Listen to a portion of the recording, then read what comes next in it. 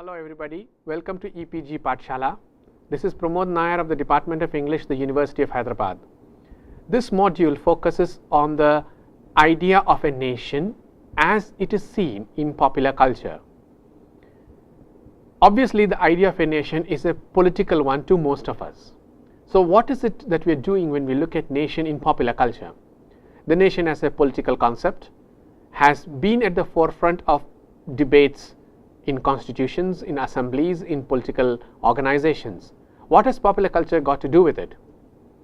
As we shall see, how the nation is conveyed and communicated to us, how we see ourselves as part of an abstract entity called the nation, is heavily dependent upon how popular cultural practices, whether it is the transmission of cricket matches, the way the nation is represented in cinema or on television, these determine how we see ourselves as members of a nation. The nation is not just a piece of land. It's not a geographical location. A nation is an idea where a specific territory is deemed to be one unified, coherent entity. But a nation is also an abstraction. When we say a nation is an idea, it means it does not really have an exact physical equivalent. It's an idea because we have an ability to imagine all of us as belonging to a specific territory. As an example, think of how we visualize India. We have a map which we have been looking at from our time as school children. Now, that map does not exactly represent or correspond with the physical structure of India. We cannot find ourselves there, but we imagine ourselves as belonging to this specific geographical territory. The nation is not a natural product. It's a product of a series of negotiations, battles, very often conflicts. It is a tool in the hands of civilizations. It's a tool in the aid of political coherence and, like I just said, an aid to imagining ourselves and our identities. One of the things we need to always keep in mind when we speak about nation is that nations and nationalisms are, one, not natural, two, they come into being because of cultural practices. These cultural practices are attempts at forging a unity. That is, a nation is not a homogeneous, completely similar things. A nation is a collection of disparate, diverse, extremely varied entities, whether it is in terms of language, the look and complexion of people, the kind of cultural festivals and practices we have, or religion. A nation imposes a frame on diversity. It imposes a structure of thinking about it, of talking about it. So, a nation is a political entity whose project is to impose some measure of coherence, some measure of unit on a territorial or geographical terrain. A nation is the way we imagine all different parts, all different communities and diverse languages, ethnicities, religious beliefs, looks to be part of that particular territory. Now, whether these are real or not is not the point. The point is that the nation is conceptualized, is imagined as being unified. So, what I am looking at is a frame as a nation, a map that tells me and tells you, oh, we all belong here. Now, we may not belong in the sense we all have different habits, cultural practices, but we all assume that on a map you are here, I am here, but we are all part of that map. So, the map is a conceptualization of unity. The map is an aid to imagining ourselves in certain ways and therefore helping our governance. Ancient nations and modern nations are and have been drastically different. They were different in terms of how they were thought about. Plato thought about it in very utopian terms that nations will be ruled by poets and statesmen, and if you think in terms of modern nations, we have a very wide variety. Monarchies and dictatorships and democratic are the three most common ones. The nation as a political concept comes into being after the Westphalia Treaty, and much of what we understand as nationalism now, and we will come to that in some detail later, was the direct effect of the anti-colonial struggles. A nation defined itself as we versus them. The them used to be the European powers for most of us. So nationalism arose as an attempt to carve some kind of cultural, political and social unity. Political theorists like Partha Chatterjee have argued that a sense of the nation already existed in India for a very long time, even before the 19th century. He thinks in terms of a spiritual unity that cut across communities. Others have thought of affective as in sentimental connections that appeared to be one coherent whole. It simply means that people sitting somewhere up in the north and people sitting somewhere deep down in the south both think of themselves as connected, united, as part of a larger whole, as part of a larger territory, and as part, and this is important, part of a larger concept called a nation. In other words, when in the 19th century the leaders of the freedom struggle were talking about us versus them, they were envisioning a place, a territory and a cultural unity that could be treated as being in direct opposition to the British. I am using specifically the Indian case. What do we mean by this? Think about the shift from the 1850s to the 1900s, from the many kings and princes who came together in the mutinies of 1857 to the founding of the political parties of the late 19th century. What was the shift? The shift was, in the 1850s, these kings were battling the British in order to preserve their small units, their small pieces of territory and kingdoms. By 1890s and 1900, they were fighting for an idea of India. This is a very important move because for political scientists, this marks the beginning of a sense of national identity, which we supposedly didn't have before because people were interested as kings and princes in defending their small, a few thousand acres of land and a few subjects who practiced a certain religion. We have various functions of being a nation. The most important one, a nation is what enables governance. It gives us a government which has its own political and economic policies, social agenda. It has laws, policies, economic principles. So a nation has very strong political functions. But a nation also has very important social functions. We see ourselves as part of a larger project. Now, if you think in terms of just territory, this kind of idea, this concept of a nation doesn't quite work any longer. It doesn't work any longer because much of the Indian population lives abroad as well. If we say a nation is the coherent construction of a territorial and cultural unity, how do we explain these other forms, these other diffused audiences and people belonging to a particular nations? Do we think of diasporic or migrant populations as belonging to India? Some of you might be aware of the category that has been created, persons of Indian origin. What do we understand by that? The attempt here is to see and ensure that even the diasporic nationals, migrants, people who have lived abroad for a very long time, still retain some measure of connection with their countries of origin. Now, this is obviously a very difficult concept to impose across generations because people who migrated in their lifetimes as opposed to people who were born abroad to people who had migrated do not have the same sense of affinity with their countries of origin. For those of you who know your literary texts, if you read people like Hanif Qureshi and Jhumpa Lahiri, you see that shift.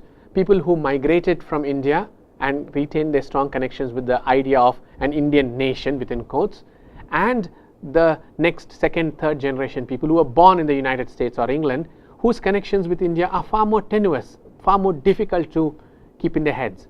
We are speaking here, please note, not of political connections. We are speaking in terms of social and affective connections, which is why I began by arguing that the nation is an abstract entity, but it has very strong moral, social and sentimental force and function. The diasporic community might feel strongly up to a certain generation. This does not necessarily mean that the next generation has similar conditions of connections. We also increasingly live in an age where much of our population not only lives abroad, but continues to be connected in certain ways. Our economic policies are the subject of global interest. Our work conditions, the kind of work we do, are determined by corporations and bodies that exist outside our national borders. We live, in other words, in the age of globalization, and we experience what is often called the post-national condition, also sometimes used interchangeably with transnationalism or internationalism. What do we mean by this?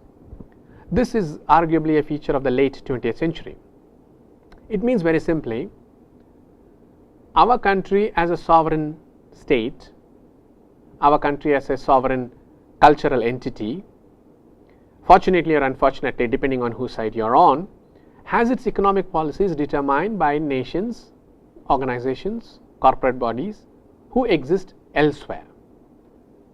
Our work cultures, the kind of work we do, is determined by policies drafted in Seattle or any other part of the United States.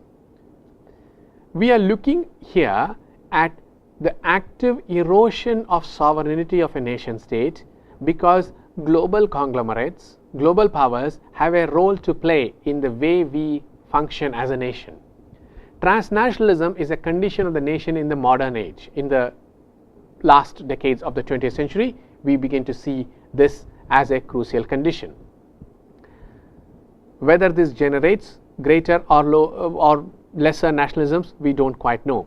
What it has, however, generated is an increasing anxiety over the sovereignty of the nation states.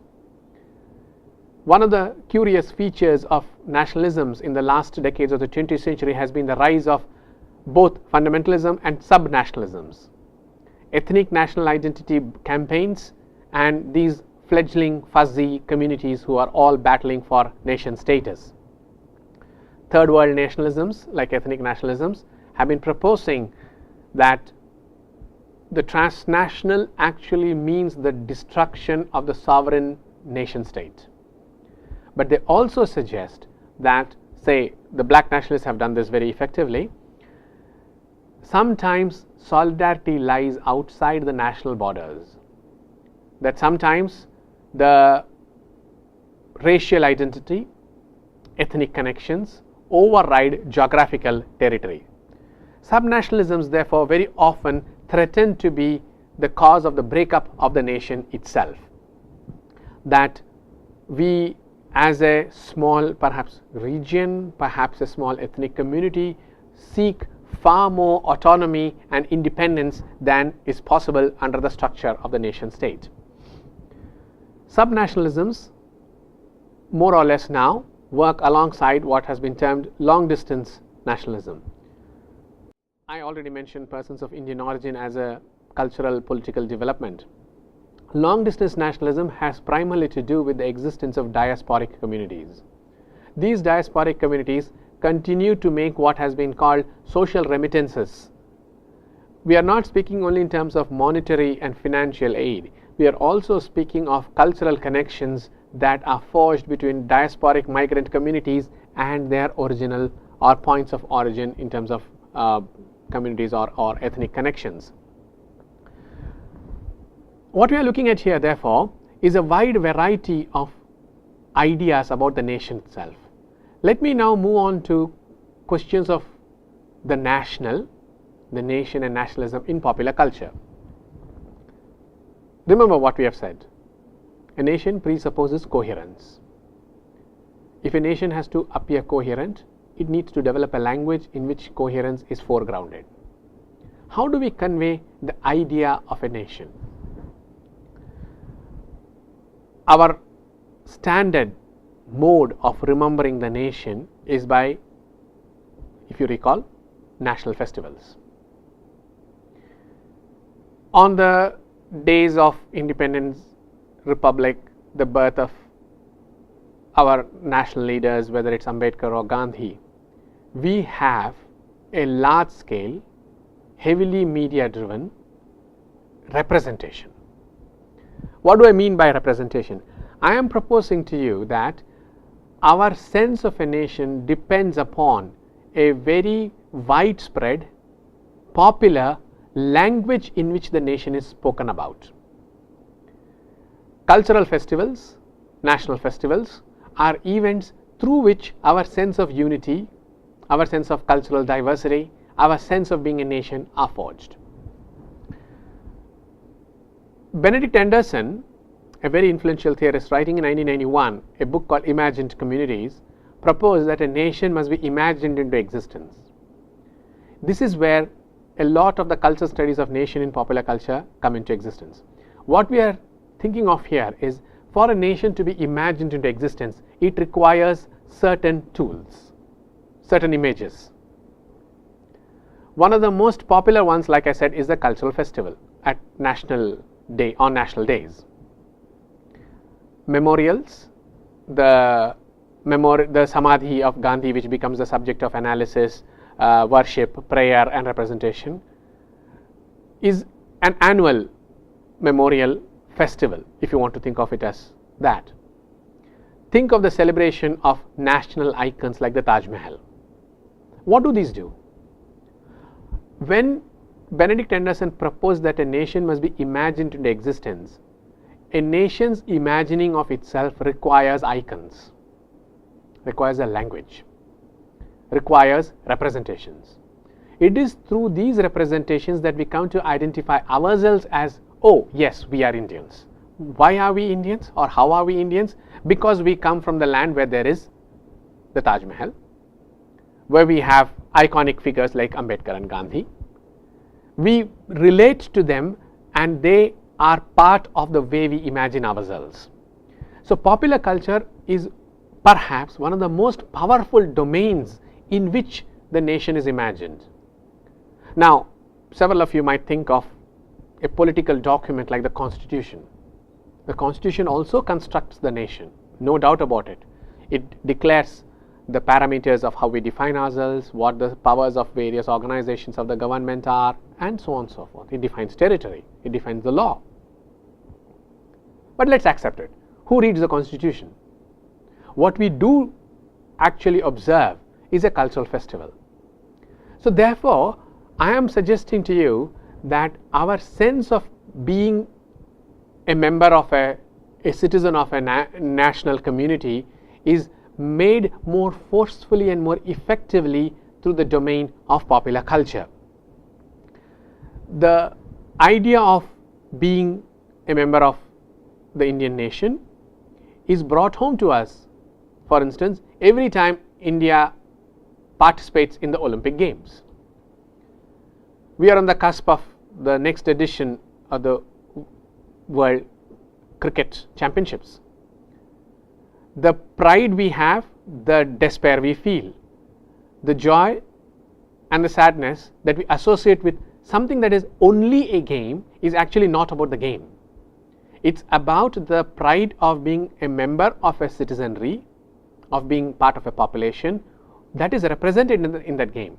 What I am suggesting therefore is that popular culture gives us the icons and the representations needed to imagine ourselves as part of a nation. If you think in terms of any cultural festival, we have songs on television, films designed for it, award ceremonies. What do these do? They bring us together. I am suggesting to you that in addition to imagining a nation, we perform a nation, and those are public performances. Those are public performances in which we see ourselves. In the last decades of the 20th century, as I have already mentioned, with increasing erosion of the sovereignty of a nation due to transnationalism and globalization, we have encountered a phenomenon called the mobile nationalist condition. People travel, ideas travel, capital travels. But do understand that the travel is not one directional, it's multidirectional. Very often the traveling of objects, of people and of ideas ensures that the idea of the nation accompanies it. Let me give you an instance. For a very long time there has been a debate about what is Britain's national dish. It turned out to be something odd called the tikka masala. Whatever that meant for the British, we do not quite know. But what has happened is that an Indian set of condiments, modes of preparation, moves from beyond our borders into the sovereign space of British identity. Well, India doesn't necessarily travel in that fashion, but a certain Indianness or an Indian identity or an Indian idea travels. This is what I was speaking about as mobile nationalism. Mobile nationalism is the transmission of the idea of a nation in various popular, commercial and corporatized forms. Now, it might seem as though this is hardly a political, hardly of any political significance, but that's not true, because nationalism exists less in the political than in the cultural domain. And for mobile nationalism to assert this kind of power, it requires the transmission of goods. Some of you might be aware that as early as the 17th and 18th century, Indian spices were being exported into England, imported by the British East India Company. A certain idea of India was already traveling at that point in time. So, alongside the collapse or erosion of the nation state's borders due to globalization and transnationalism, we can also see a simultaneous extension of the nation. By mobile nationalism, I think of nationalism as being extended, the national identity being extended into other regions and domains. One of the most popular modes in which the nation gets represented is, of course, cinema. The film industry is, of course, in possession of its own language, its own grammar. But in most cases, as we have seen right from the 1910 Dada Saheb Phalke downwards, several different ideas of India have been presented. Major film critics and the Encyclopedia of Indian Cinema will map those moments. That's not my purpose here. I am interested in talking about how the interest of the nation state have been differently represented. There was the representation of the feudal India, the heavily industrialized India, the nuclear Indian family, the joint Indian family. Think of the Barjatiya films, for instance, which had a particular ethos of celebrating the family, of focused almost entirely on the house. Think of the numerous dacoit films. Think of the action hero films. What all these films do is to present us with certain Indian types, certain Indian characteristics, certain ideas of India itself. Patriotic sentiments are of course part of the genre of the military or the army film. Increasingly, you discover terrorism as a subject of films, where also the nation is being debated and disputed. Films set in, say, Kashmir, or the recent biopics around our Olympic performers like Mary Kom or Milkha Singh are also films that talk about a certain idea of India. Now, they cannot obviously talk about India as an entire nation. What they do is take a particular icon, in this case sporting figures, and convert that into a metaphor. A nation lives in the kind of metaphors the popular cultural realm creates and what we take. Now, surely I was talking about the most dominant film segment, that is Bollywood, the Hindi film industry. There has, however, been an upsurge of anxiety that Bollywood is increasingly be seen as national cinema, which is not perhaps entirely accurate. Regionalisms drive up the demand for regional representations as well, to look at subcategories of cultural practices, to look at variations in cultural practices. Now, whether regionalism is a contest with nationalism, we are not yet sure.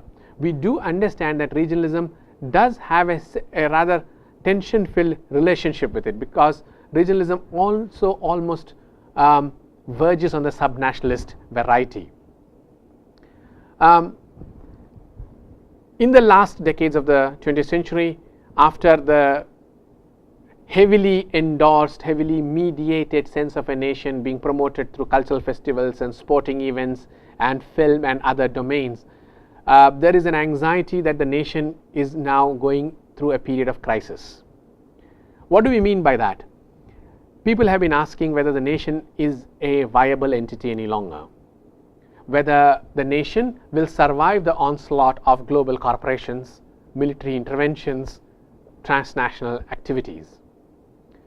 So, we look at the nation here as suffering from two different pulls. One is the globalized version of a transnational power, and the other is the numerous subnationalisms and regionalism that also threaten to pull the nation apart. Whether the nation is in crisis or not, we are not yet certain, because it's still at a very early age. But the question we have to ask is, if we do not have the nation as an entity, if we do not have the nation as an identity to belong to, what else do we have in its place? As you can see, the discussion of a nation has moved from and moved away from a discussion of nation as political, as a system of governance and government, to a cultural one. We have seen how a nation gets imagined in certain ways. We have seen the necessity of having cultural practices and popular icons that contribute to our imagining the nation. We have also documented how, through representations of various stages of a nation's history, we begin to relate to it. The representations of different regions and people and icons mean that we can imagine ourselves. The nation, as I concluded, has been subject to considerable stresses and strains, especially in the era of transnational, international, globalized worlds. It has a pull which seems to suggest that our sovereignty gets constantly eroded. But on the other hand, and this is a legacy of the anti-colonial movement, such efforts at globalization and transnationalization have also resulted in a resurgence of cultural nationalisms, of sub-regionalisms and fundamentalisms. I hope you have understood that a nation needs to be read along cultural lines, and we do not think of it as an abstract entity without a language in which that can be represented, studied and examined. Debates about the nation are not the subject of political scientists' discussions alone.